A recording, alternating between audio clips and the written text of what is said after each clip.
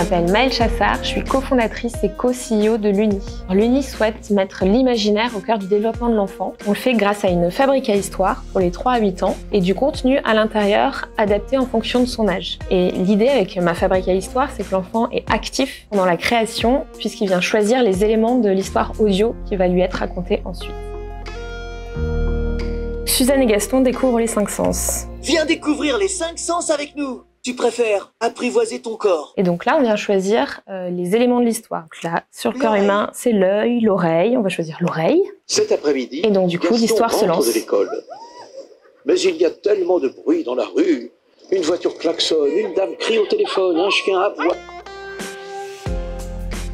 Quand on s'est lancé au démarrage, donc en 2014, pour ce projet industriel, on n'avait pas du tout les moyens. Nos volumes n'étaient pas assez intéressants. Du coup, on est allé en Chine parce qu'on avait plus les moyens et parce que les volumes, ça pouvait être fait dans des petites usines familiales. Et on s'est fait la promesse que si la fabrique à histoire marchait, on rapatrierait la production en Europe ou en France pour notre identité d'entrepreneur parce qu'on a envie de produire responsable, local. Et c'est pour cette raison qu'on a décidé de rapatrier. On a d'abord fait un appel d'offres à l'échelle mondiale, européenne, pour savoir en fait si les industriels étaient capables de répondre à notre cahier des charges. Et c'est l'usine française avec qui on travaille aujourd'hui à côté de Bayonne, BMS, qui a répondu le mieux à cet appel d'offres.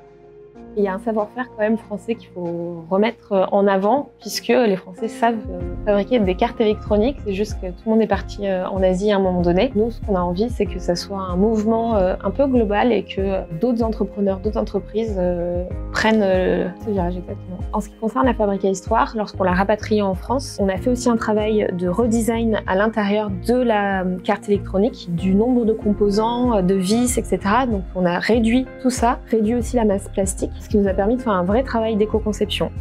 En septembre 2021, on a dépassé le 1 million de fabriques à histoire dans les familles, donc on est super ravis. Aujourd'hui, on essaye d'aller à l'étranger, en Italie, en Espagne, aux États-Unis et au Canada. C'est notre gros challenge pour l'année prochaine. On a travaillé avec la team France Export pour s'exporter à l'international, notamment aux États-Unis, où ils nous ont fait rencontrer des retailers américains, des journalistes américains, pour enclencher en fait toute l'implantation sur le territoire. On n'est pas encore très visible, on va dire, mais on est déjà implanté, on peut déjà trouver sur notre site internet et dans certaines enseignes dans ces pays-là la fabrique à histoire, avec des histoires en langue étrangère, dans des pays adaptés à la culture, au folklore. Moi, ce qui me motive pour me lever le matin, c'est de faire des projets qui ont du sens, de faire pour le développement de l'enfant, pour les adultes de demain qui vont devoir affronter toutes les problématiques dont on parle tant aujourd'hui. J'aimerais que le marché du jouet il évolue à réussir à mêler éducation, développement de l'enfant et divertissement, de faire en sorte que l'enfant s'amuse toujours. Je souhaite que tout le monde garde son âme d'enfant. C'est nécessaire et c'est magique quand on la conserve.